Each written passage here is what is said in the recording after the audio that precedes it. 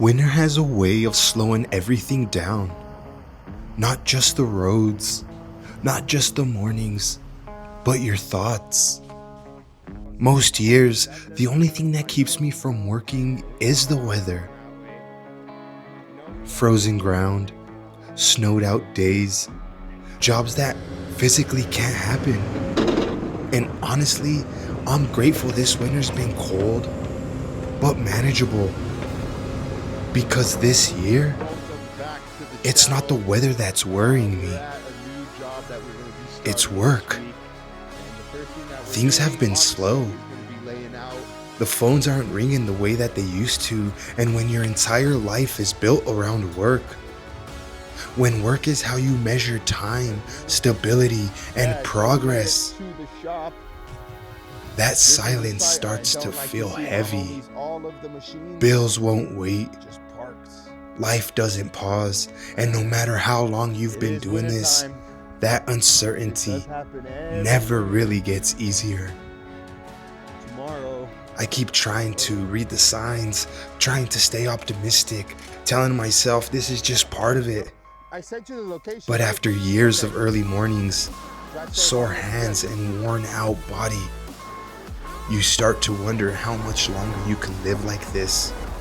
Always grinding, always adapting, always one slow stretch away from stress.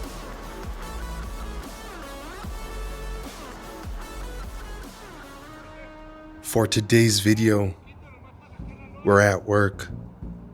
We started this job last week and right away it felt off. Problems early, tight timelines, one of those jobs where you know from day one, it's not going to be smooth. A local concrete company hired us to lay the pipe for them, and every time we work for this outfit, it's the same story. Hard shifts, little room for error, and pressure from every angle. As we're filling up the machines, getting ready to start the day, I notice a group of homeless people nearby, packing up and getting ready for their day too. The same cold air, that same orange sky, the same morning, but completely different realities. I was already in a bad headspace, and seeing that snapped me out of it real fast. It reminded me that when things feel heavy, even when work feels uncertain, I still have something to show up to. That perspective doesn't erase stress, but it puts it in check. We've got a core drill scheduled for 8 a.m. They're already here, which means there's no easing into the day.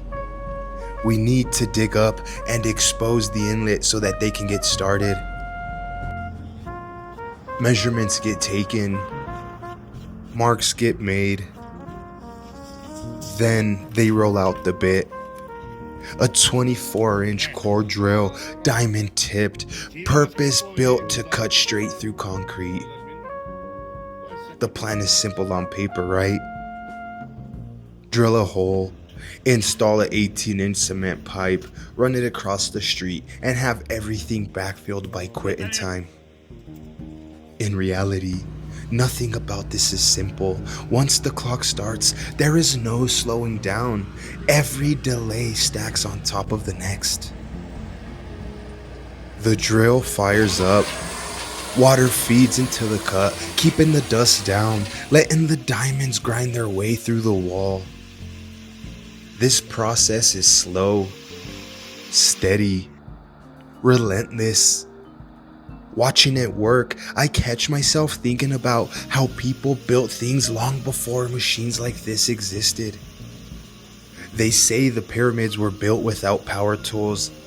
I'm not trying to start conspiracies, I'm just saying, with all the equipment we have today, this work is still brutal. The wall ends up being about 9 inches thick, and the part everyone waits for, pulling the plug, finally happens. That massive chunk of concrete drops free. The hole is made, and now it is on us. I hop into the inlet and set up the laser. That red beam becomes my reference point. It tells me where everything needs to land, how much rock I need to pour, how precise I need to be. And once the bedding is leveled, the first pipe can go in. I guide it using the light, adjusting inch by inch until it's exactly where it belongs. Then it's back to the loader. I head down the street to grab more bedding, moving faster than I probably should because time does matter. And the rock goes in. I jump out to grade it by hand, look up as the pipe is getting lowered overhead, pull the joint home, fine tune it. I hop back out of the trench, back into the machine. After a while, your body just knows what to do. Your mind drifts, but your hands always stay busy. With a couple of sticks already in the ground, we're closing in on that inlet that has to come out. And if there's one thing my boss enjoys, it's ripping shit out.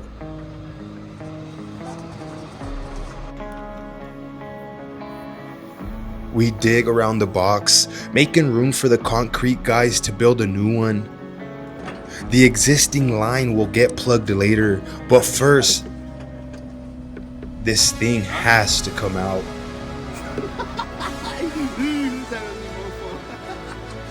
Moose goes to work. It fights us back, like they always do. A big cement box, buried deep, not ready to let go. But eventually, it comes free, just like all others before it. Measurements checked again. We make sure we've got room that we need. There's no rushing this part. Mistakes here definitely carry forward. With the inlet gone, I get back to the pipe. One more full stick, then a cut piece. I like everything centered, dead straight. That's how I know I did my job right. We measure out 5-foot piece and cut it. Last piece of the run, so it has to be perfect. I climb out of the trench and take a shot on grade using the eye level, lining up the rod. And the grade checks out. That moment, that small confirmation, it matters way more than people realize. We've got a little time before the cement truck shows up, so we start backfilling. I grab the rolling wheel so it can be attached to the excavator, and Moose starts compacting. As he's rolling away, the cement truck pulls in. They're pouring curb and gutter just down the street, so the mix that they bring us is rough, lumpy. It's not pretty, but it's gonna work. We pour concrete around and under the pipe and plug the existing line we tore out earlier. There's no finesse here. Just get it placed, get it sealed, and move on. Some minor detail work inside the inlet, but nothing excessive. By the time we're done, everything's covered. By the end of the day, what started as a stressful morning turned into a long, productive shift. Cold, heavy, and exhausting. This job has become routine, and sometimes that routine feels like a trap. The blue-collar trap, where work and bills feel like the only constants, and life keeps moving faster whether you're ready or not. I don't have answers. I don't know what the future holds, but today the work got done, and for now, that's enough. Stay healthy, friends.